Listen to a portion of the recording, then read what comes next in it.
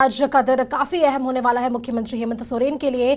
अवैध खनन मामले में आज उनकी पूछताछ ईडी कार्यालय में होनी है। साथ ही बता दें कि इस पूरे मामले को लेकर मुख्यमंत्री हेमंत सोरेन को आज पूछताछ के लिए जांच अधिकारी के समक्ष हाजिर होना होगा।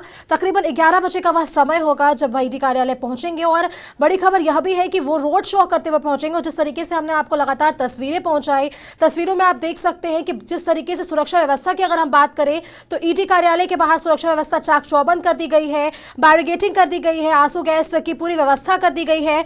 तो आप देख सकते हैं जिस तरीके से तस्वीरों के माध्यम से अगर किसी तरीके की अनहोनी होती है तो उससे तत्पर रहने के लिए पुलिस प्रशासन वहां पर मौजूद है। और तकरीबन 10 से 11 बजे का वह समय होगा जब मुख्यमंत्री हेमंत सोरेन ईडी कार्यालय पहुंचेंगे। पर और भी जानकारी के लिए हमारे साथ संपादक अनुराग ठाकुर जुड़ गए हैं। अनुराग, जिस तरीके से हमने देखा, लगातार तस्वीरें हम दर्शकों को पहुंचा रहे हैं और आज का दिन सीएम हेमंत सोरेन के लिए काफी अहम होने वाला है।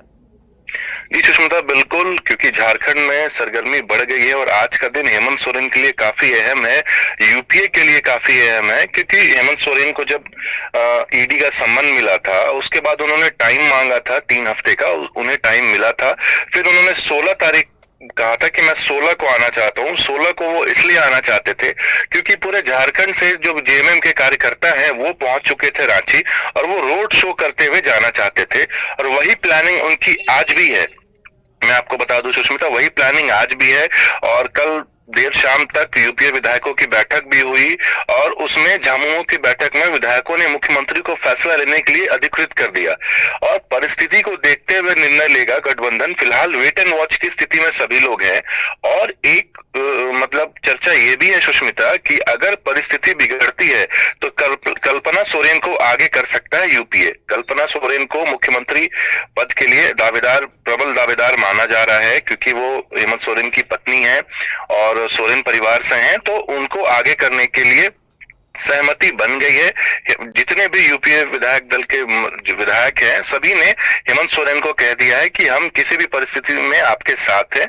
और तो मोटा मोटी ये उम्मीद लगाया जा रहा है कि अगर हेमंत सोरेन इस्तीफा देते हैं या अगर उन्हें देना पड़ता है या कुछ भी स्थिति ऐसी होती है तो कल्पना सोरेन राज्य की नई मुख्यमंत्री हो सकती है। मैं आपको बता दूं कि अवैध खनन मामले में अब तक ईडी की ओर से जारी सम्मन के आलोक में मुख्यमंत्री हेमंत सोरेन को 17 नवंबर को पूछताछ के लिए मतलब आज हाजिर होना है। आज सुबह 11 बजे सीएम ईडी कार्यालय पहुंचने की संभावना है और उससे पहले 10 बजे मुख्यमंत्री एक प्रेस कॉन्फ्रेंस को संबोधित करेंगे और मीडिया से बात करेंगे कि और हो सकता है वो मीडिया के समक्ष अपनी तमाम बातें आज रख दें। क्योंकि ईडी कार्यालय जाने के बाद क्या होता है ये अभी थोड़ा इस पे कंफ्यूजन है, लेकिन इसलिए वो चाहते हैं कि मीडिया से पहले वो बात कर ले और मीडिया के सामने अपनी बात वो पहले ही रख दे। और उसके बाद मैं आपको ये भी बता दूं, मुख्यमंत्री 16 नवंबर को हाजिर होना चाहते थे जिसपे ईडी ने उनके इस बात को नामंजूर कर दिया था। और एक चीज और भी है, ईडी अब तक 32 ठिकाने खंगाल चुका है। अगर साक्ष्य की हम बात करें तो ईडी के पास पर्याप्त साक्ष्य है, जैसे पंकज मिश्रा के घर से सीएम हेमंत सोरेन का पासबुक बरामद होना। उसके बाद ईडी ने अवैध खनन के मामले में अब तक कुल 8 बार छापा मारा है। मैं अपने दर्शकों को बता दूं, अब तक 8 बार ईडी की तरफ से छापा मारा गया है अवैध खनन के मामले में। कुल 32 लोगों के ठिकाने पर छापेमारी हुई है जिसमें 5.5 करोड़ रुपए जब्त किए गए हैं। इसके अलावा 37 बैंक खातों में जमा 12 करोड़ रुपए भी मिले हैं, जबकि अवैध ढंग से चलने वाले स्टीमर मां दुर्गा स्टोन, अंबा स्टोन जब्त किया गया है।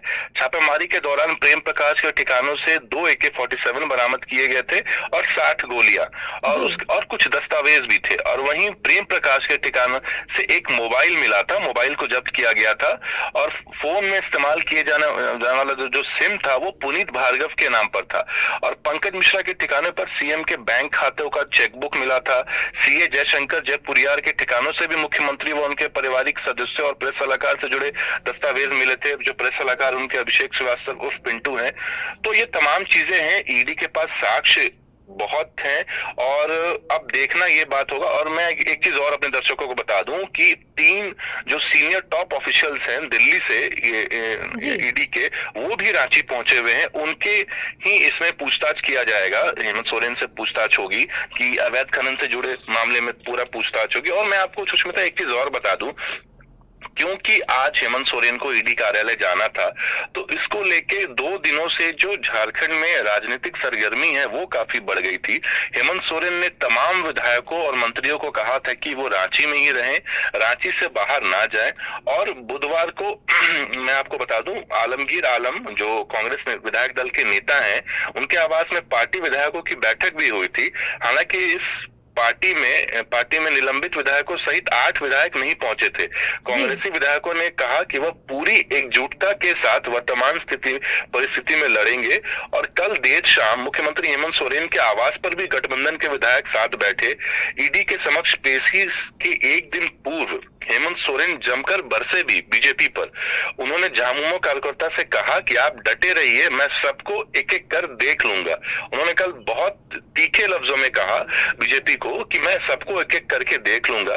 भाजपा का नाम लिए बिना ही कहा कि ये हर तरह के प्रयास में लगे हैं मुझे सत्ता से बेदखल करने के लिए, आप डटे रहिए, मैं सबको एक एक करके देख लूंगा।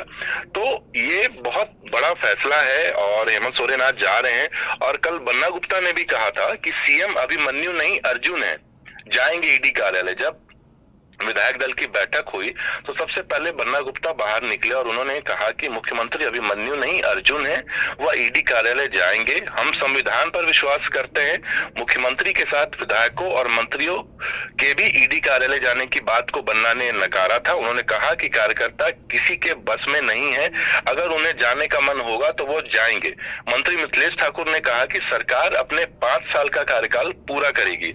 प्रदेश कांग्रेस अध्यक्ष राजेश ठाकुर ने भी कहा था कि यूपीए के सारे विधायक एकजुट है। तो जो यूपीए है वो अपनी एकजुटता दिखाने में लगी हुई है।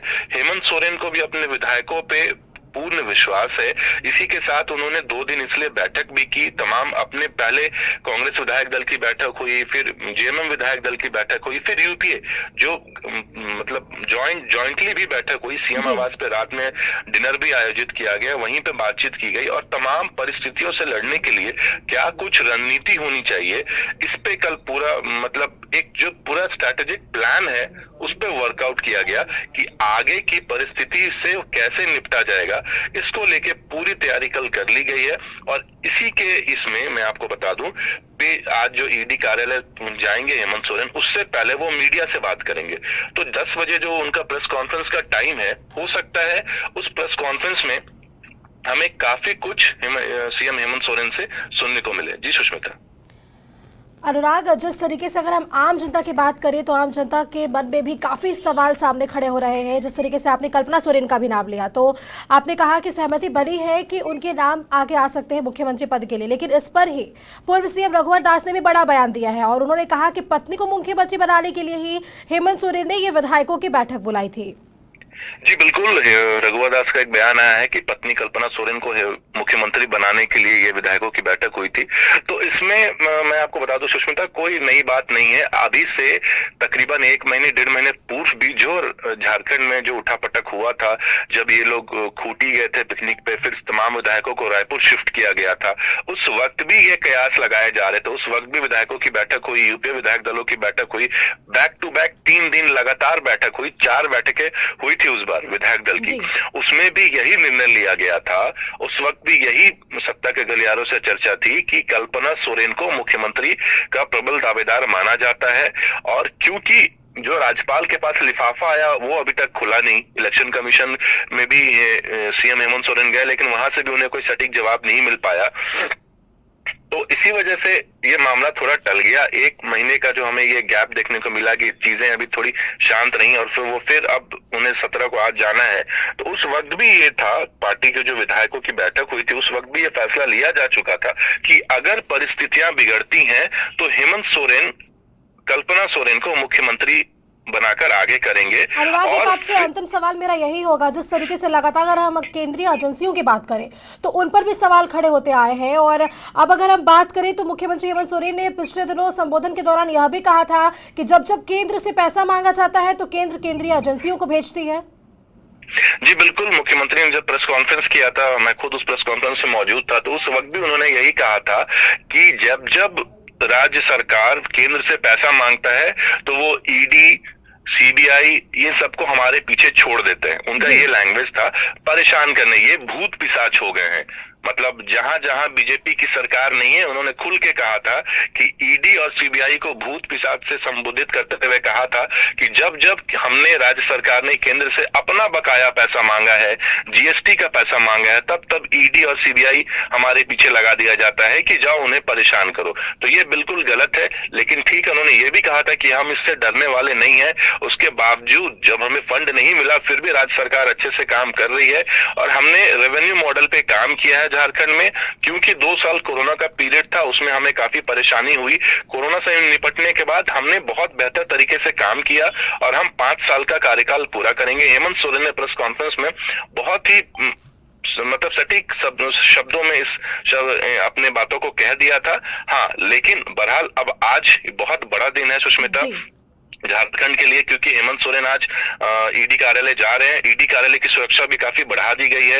पहले भी ईडी ने पुलिस मुख्यालय को चिट्ठी लिखकर सुरक्षा व्यवस्था बढ़ाने की बात कही थी, अभी से लगभग दो हफ्तों पहले, और राजभवन की भी सुरक्षा बढ़ाने की बात की गई थी, क्योंकि जेएमएम कार्यकर्ता कहीं उग्र ना हो जाए, रांची में कहीं दंगा ना हो जाए या स्थिति तनावपूर्ण ना हो जाए। इससे निपटने के लिए भी पूरी रांची आज छावनी में तब्दील है। ईडी कार्यालय एयरपोर्ट जाने वाले रास्ते में पड़ता है, वहां पे भी पूरा फोर्स के डिप्लॉयमेंट है। तो अब देखने वाली बात ये होगी, हमें 10 बजे का इंतजार है, क्योंकि हेमंत सोरेन उस वक्त प्रेस कॉन्फ्रेंस करेंगे और 11 से 12 के बीच सीएम ईडी कार्यालय पहुंचेंगे।